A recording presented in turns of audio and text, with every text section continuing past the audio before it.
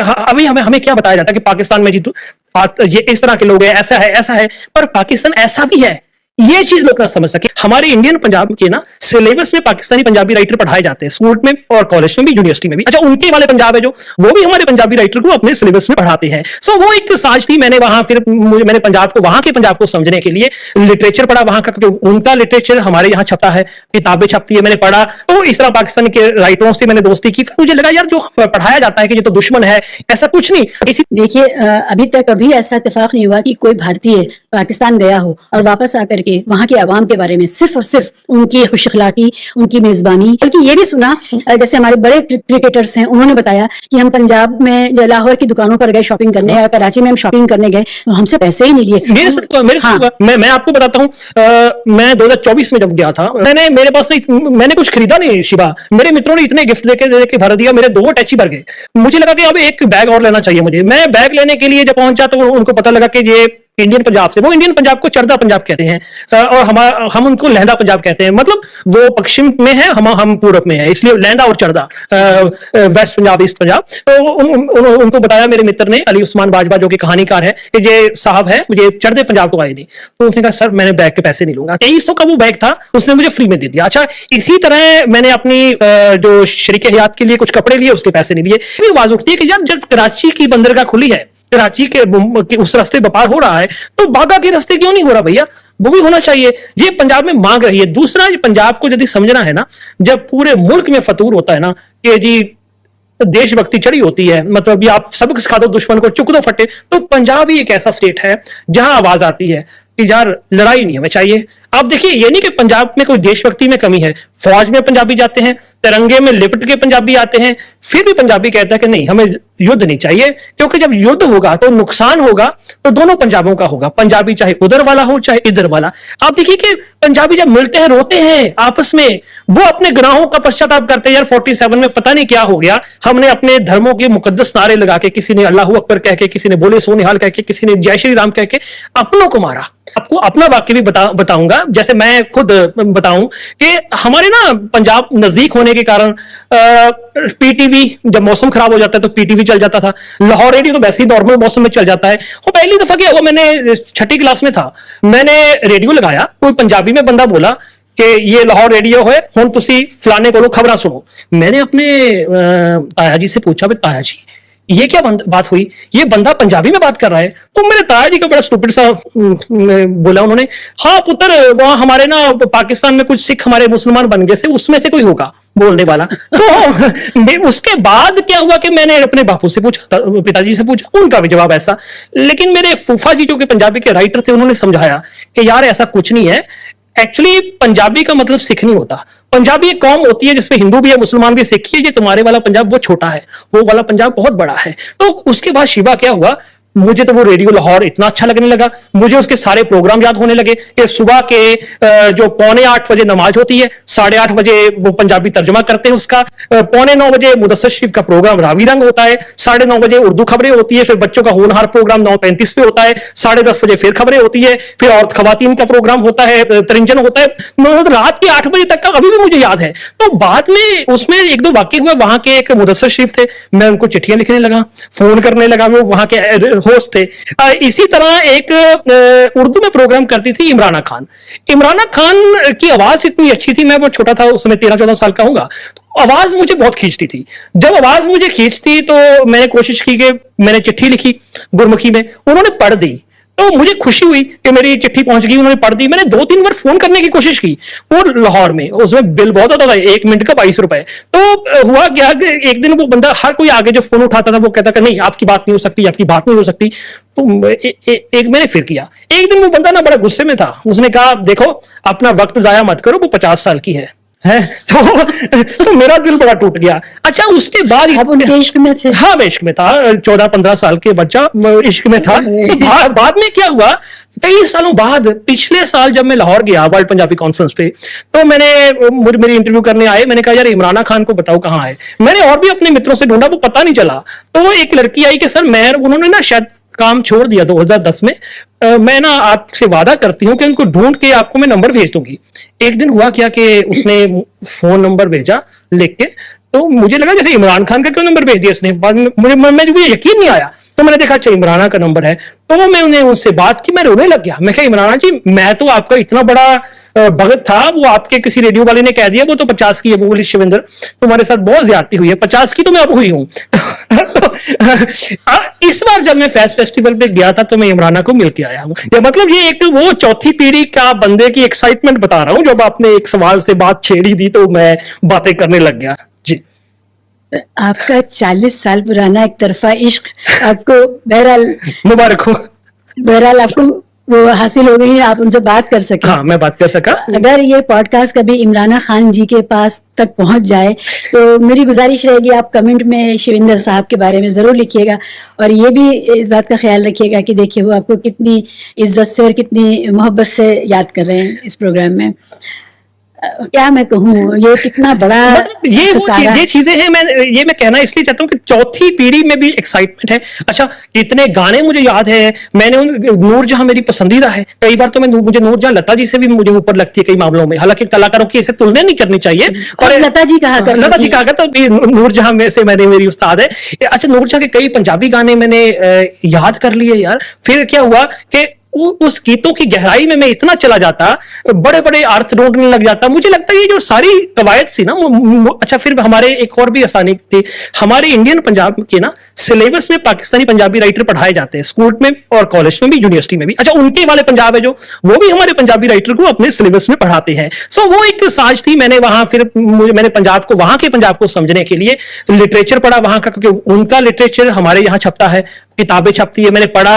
तो इस तरह पाकिस्तानी के राइटरों से मैंने दोस्ती की। फिर मुझे लगा यार जो पढ़ाया जाता है कि ये तो दुश्मन है, ऐसा कुछ नहीं। लोगों में कोई दुश्मनी नहीं, हुकूमतों की दुश्मनी है, हुकूमतों की अपने मफाद के लिए दुश्मनी होती है, पर लोगों का दिल धड़कता है, लोग नहीं चाहते। अब देखिए, अब ये पहलगाम का इंसिडेंट होके हटा यार, इसमें क्या किया हमने एक दूसरे को जो मिलने वाले ना, जैसे दोनों मुल्कों ने वीजे बंद कर दिए जी। अब ये आतंकवादी कोई वीजा लगा के तो नहीं आएगा, आपको भी पता है, मुझे भी पता है। अच्छा, फिर हमारे वालों ने क्या कर दिया कि उनके जी टिकटॉकर, उनके जी फिल्मों वाले बंद कर दिए, कई ऐसे यूट्यूब चैनल बंद कर दिए उन्होंने जिनसे पाकिस्तान की हुकूमत भी खफा है, हमारे वाले भी पता नहीं क्यों खफा है। वो मुझे तो डर था कि उन यूट्यूब, जैसे ब्लैक होल है, ब्लैक होल में बहुत अच्छी डिस्कशन होती है। मुझे तो था कि ब्लैक होल को परवेज हुड बॉय का है वो, मुझे था कोई इसको कहीं फौज ना बंद कर दे, और फौज ने वहां वाली ने तो किया नहीं, हमारे वालों ने कर दिया। मुझे लगता है कि एक्चुअली हुकूमतें चाहती है कि कहीं ना कहीं लोग ना आपस में मिले, क्योंकि अभी हमें क्या बताया जाता है कि पाकिस्तान में जी ये इस तरह के लोग हैं, ऐसा है, पर पाकिस्तान ऐसा भी है, ये चीज लोग ना समझ सके। इसी तरह वो वाले उनको समझाया जाता होगा कि आजकल हिंदुस्तान में ये चल रहा है, वो चल रहा है, पर हिंदुस्तान में शीबा और मेरे जैसे लोग हैं, वो भी ना वो समझ सके, है ना। सो ये चीजें हैं। मुझे लगता है कि जब तक आपको चाहिए कि यार आप किसी भी माहौल में हो, तनाव वाले माहौल में हो, कम से कम लोगों को मिलने का जो एक आसरा होता है ना, वो नहीं खत्म करना चाहिए। वो हमारा पंजाब भी यही चाहता है।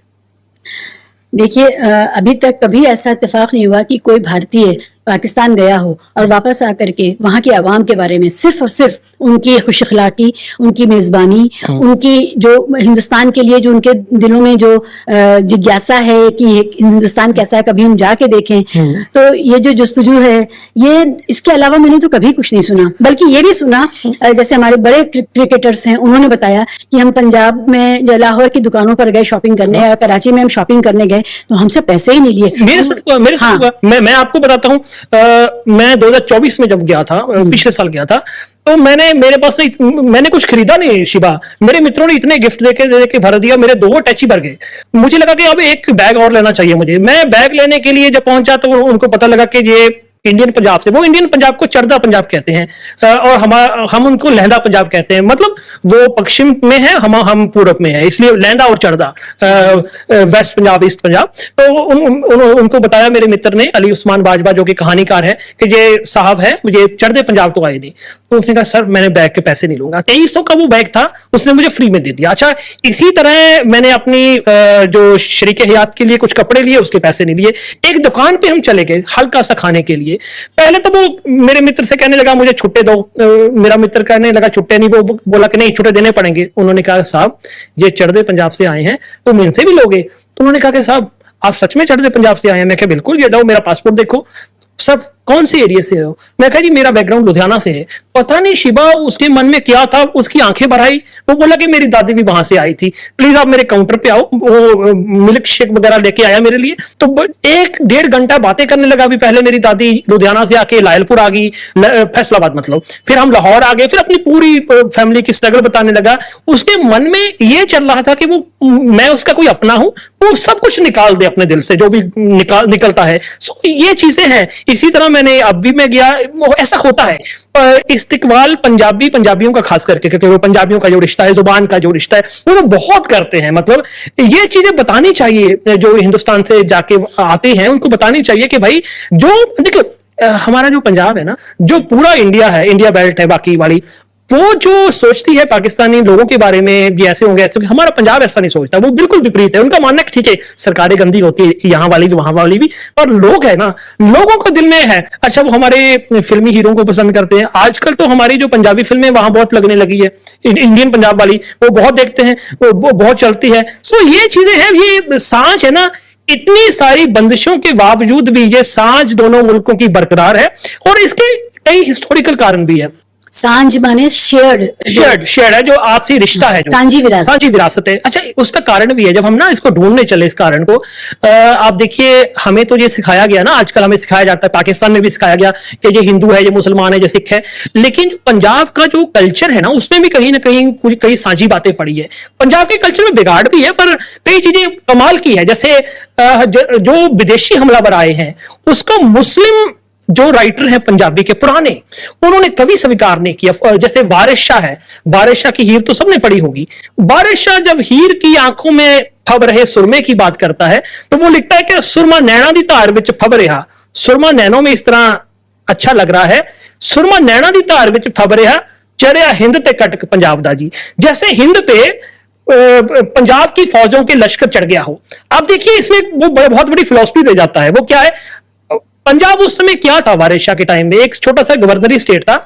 अक्सर ही जो फौजें बाहर से हमला करने आती थी वो पंजाब पे ही चढ़ती थी। मतलब क्या कह लो कि हिंद का दरवाजा है, वो दरवाजा था, चाहे हिंद पंजाब पे चढ़ता था। लेकिन वारिस शाह सपना ले रहा है कि नहीं, पंजाब ने हिंद पे चढ़ाई कर। वारिस शाह जब रांझा है ना जोगी बन के हीर के घर खैरात मांगने जाता है, तो हीर की जो ननाण है ना, उसका लोटा तोड़ देती है, जो खैर डालने वाला होता है। तो वारिस शाह उसकी तुलना मुगलों के द्वारा पंजाब को लूटने से करता है। वारिस शाह जो मुगला पंजाब लुटी ते मैं जोगी दी रसद उजाड़े होने। तो मतलब उन्होंने उस हमलावरों को अपना नहीं माना। बुल्ले शाह भी दर खुला हशर अजाब दा, बुरा हाल होया पंजाब दा। बुल्ले शाह पंजाब के दर्द में होता है। मतलब ये हमारी सांझ पड़ी है, जहां आपको ये नहीं लगता कि ये राइटर मुसलमान है, हिंदू है या सिख है। इसी तरह माधव लाल हुसैन के साथ, शाह हुसैन के साथ माधव लाल का रिश्ता, ये भी नहीं कोई भूला। ये मुझे लगता है कि पंजाब की मिट्टी से उभरी हुई मिट्टी में है। पंजाब में जो तो बड़ी क्रांति है शिवा, एक तो सूफीज्म की और एक गुरबानी की, इन्होंने लोगों के साथ जोड़ा है। उसके बाद जब हम आजादी मूवमेंट में आते हैं तो गदर मूवमेंट होगी, और जो रशियन इनकलाब से प्रभावित होकर जो आई, उन्होंने भी लोगों को साथ जोड़ा है। ये पंजाब के वो कुछ तत्व हैं जो थोड़ा सा पंजाब को पंजाब बनाए रखने की कोशिश करते हैं। ये प्रभाव है। दोनों तरफ के पंजाब वालों अपने पंजाब को बनाए रखना बहुत जरूरी है। जब आप कह रहे थे कि जो बुल्ले शाह, वारिस शाह और गुरबानी है, मेरे जैसे इंसान के नज़र में तो ये सब सूफी संत की जो बाणियां हैं ये एक ही जैसी हैं, और मैं फर्क नहीं कर पाती हूँ। जब मैं सुनती हूँ तो मुझे लगता है कि एक सेम ही इंसानियत का एक ट्रेडिशन है, इंसानियत को प्रमोट करने वाला और अपनी मिट्टी से उपजा हुआ एक ट्रेडिशन है। चाहे वो गुरबानी हो, चाहे वो वारिस शाह हो, चाहे बुल्ले शाह हो, चाहे और जो सूफी कराम आए हैं, सूफिया कराम, वो मुझे वो बहुत एक लगता है। अगर इसमें फर्क है तो आप बेहतर जानते होंगे, मेरे लिए कोई फर्क नहीं है। क्योंकि जब हम स्वर्ण मंदिर जाते हैं हरमंदिर साहब, तो हमें वहां पर जो वहां वो चल रही है,